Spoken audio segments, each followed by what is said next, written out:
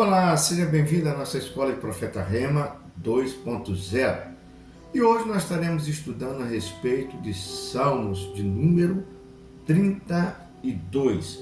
É um Salmos que às vezes é pouco conhecido, mas ele tem uma mensagem muito poderosa, como toda a Bíblia tem mensagens poderosas. Salmo de número 32, no verso 9, vai dizer assim, não sejais como o cavalo, nem a mula, que não tem entendimento, cuja boca precisa de cabresto e freio, para se não atire a ti. Ou seja, nós vamos estar esmiuçando a respeito dessa palavra. Salmo de número 32, verso 9. Lembrando que a palavra não está ofendendo.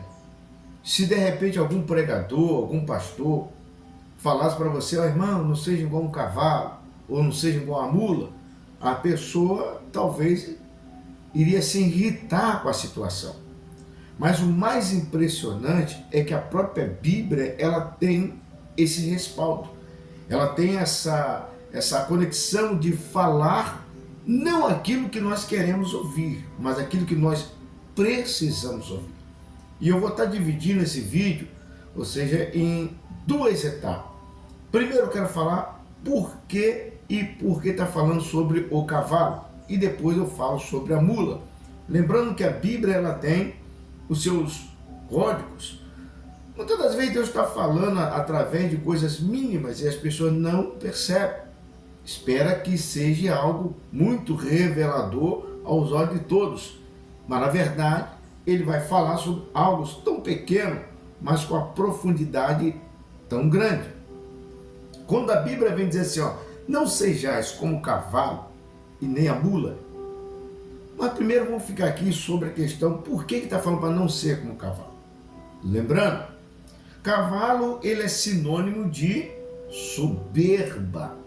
Pode observar que quando o imperador, ou um rei, ou alguém, quando chega numa cidade montado no cavalo, principalmente aquele cavalo belo, largo, grande, é sinônimo de força e soberba. Quando os imperadores, eles conquistavam uma guerra, geralmente eles entravam dentro da cidade montado em cavalo, de preferência às vezes cavalo branco. Por quê? Era sinônimo de duas coisas, soberba e força. Lembrando que tudo que é soberbo na Bíblia, Deus não gosta. A Bíblia vai dizer que Deus, ele vai abater o soberbo e vai levantar o humilde. Lembrando que tudo que é soberbo para Deus não serve. Pode servir para outra pessoa, mas não serve. Portanto, ele vai começar a ensinar. O próprio Jesus Cristo, ele vai começar a ensinar em Mateus, Marcos, Lucas, como nós devemos jejuar, como nós devemos orar, para não fazer como os escribas e os fariseus que não lavavam os olhos, ou seja, e também não penteavam seus cabelos, mas iam para o meio da praça, gritando alto, falando alto, só para demonstrar que estava fazendo aquele jejum ou aquele sacrifício. E quando ele também dava oferta, ele vai dizer, quando der oferta, dê oferta com a tua mão direita, sem que a esquerda veja, e não precisa tocar trombeta. Então o cavalo, ele é associado ao nível de soberba. Do outro lado, ele também é símbolo de força. Vamos lá? Se você for ver um filme épico, você vai ver que o cavalo realmente tem força. Em termos de batalha, o cavalo é incomparável. Mas lá na frente tem um homem pequeno, ou um homem grande, que esteja com uma lança na mão. O cavalo, ele vem correndo, e do mesmo jeito ele vai se lançar sobre aquela lança. Se tiver um buraco, um abismo, se alguém tiver montado naquele cavalo, ele vai vir correndo e vai pular exatamente aquele abismo. Se tiver uma atoleira, ele vai pular dentro daquela atoleira. Por quê? O cavalo, ele tem força, mas ele não tem visão. ele é facilmente manipulado por quem está em cima dele. E quando a Bíblia vem dizer assim, não sejais como cavalo, ela vai dizer, olha, não seja como cavalo, seja que tenha soberba, força e sem visão. Vamos lá? Tem pessoas que ele ora muito, mas ele não vigia nada. Tem pessoas que ele vai orar muito, mas ele não tem visão absolutamente de nada. E o que a Bíblia está falando assim, olha, não adianta só ter força se não tiver visão. Não adianta ter força e ser soberbo. O que ele está falando para não ser como o cavalo, ser soberbo, ter força e não ter visão nenhuma. É isso que ele está falando. Quantos homens de Deus, ou quantas mulheres de Deus, quantos profetas, quantos profetizam que oram barbaridade, pregam barbaridade, mas são completamente soberbo, orgulhoso, e a Bíblia está falando para não ser como isso. Por quê? Porque a pessoa que é soberbo, ele traz o mérito para si mesmo. Quer conhecer um humilde? Pergunta se ele é humilde. Se ele responder que ele é humilde, ele já se exaltou. Porque o humilde de verdade não diz que é humilde. Se tu perguntar para uma pessoa se ele tem conhecimento, ele simplesmente vai falar assim, não, eu não tenho conhecimento, eu leio alguma coisa assim. Então essa pessoa realmente é humilde. Mas aqui, não, mas porque eu leio muito, porque eu busco muito, porque eu oro muito, porque eu medito muito, essa pessoa não passa de um cavalo soberbo e orgulhoso.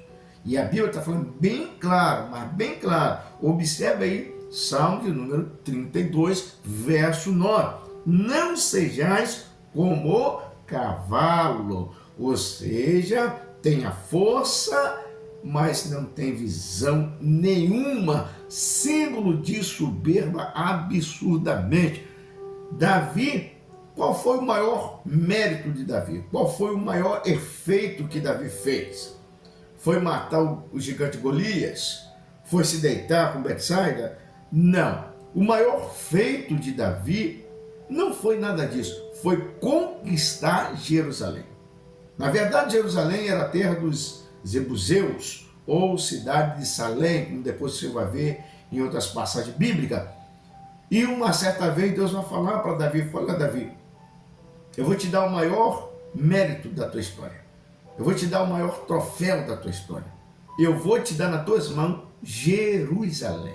Só que tinha um grande problema. Jerusalém era impenetrável. Era muito difícil de ser conquistado. Primeiro que os seus muros chegavam a 12 metros de altura. Uma vez que se fechasse os portões de Jerusalém, era impossível penetrar. E Deus vai dar uma estratégia para Davi. Deus vai falar para Davi, olha Davi, muitas pessoas tentaram conquistar Jerusalém porque tentaram entrar pela porta de cabeça erguida, mas a estratégia que Deus vai dar para ele é porque tinha um duto, ou seja, que era o tanque de Siloé, que antigamente, na época de Davi, não ficava dentro das muralhas, depois que o tanque de Siloé passa para ficar dentro da cidade. Lembrando que esse tanque ficava lá de fora, então tinha um duto, ou seja, um canal onde as pessoas vinham, ia lá fora, enchia suas vasilhas com água e voltava de novo para dentro de Jerusalém. Então o cerco ele poderia durar anos, meses, que a falta de água não ia ter. É exatamente essa estratégia. Só que esse duto só podia passar uma pessoa. E ainda ter uma pessoa de cada vez, e ainda ter mais, não era em pé, era se arrastejando, ou seja, de joelho. Pega a palavra profética, a palavra rema, ninguém consegue ficar diante de Deus de nariz em pé, de pescoço em pé. A melhor forma de você ficar diante de Deus é de joelho prostrado e misericórdia o tempo todo, reconhecendo as suas falhas, os seus erros, as suas limitações. Aí você consegue alcançar os objetivos. Davi, ele conquista esses objetivos porque ele reconhecia que com a força dele não chegaria a lugar nenhum. Pelos conhecimentos dele não chegaria a lugar nenhum. Então, não ser como cavalo, soberbo, orgulhoso e sem visão. É isso que a palavra está dizendo. Uma pergunta, quando que o homem fica de pé diante de Deus? E quando que o homem está de pé diante de Deus? Não é quando ele está orando alto, não é quando ele está jejuando, não é quando ele está glorificando, levantando as mãos para o alto. Não. O homem, ele só está de pé diante de Deus é quando ele está de joelho dobrado e um coração quebrantado, um coração completamente quebrantado na presença dele. Aí o homem está de pé diante de Deus. Fica com essa palavra profética. Ou seja, não sejais como cavalo, tendo força, soberbo e sem visão nenhuma. No próximo vídeo eu vou estar falando sobre a mula. Lembrando, se você ainda não é inscrito no canal, que você possa se inscrever, dar o seu like. Se você quer ter conhecimento bíblico, você está no lugar certo. Fica com essa palavra profética para o teu coração.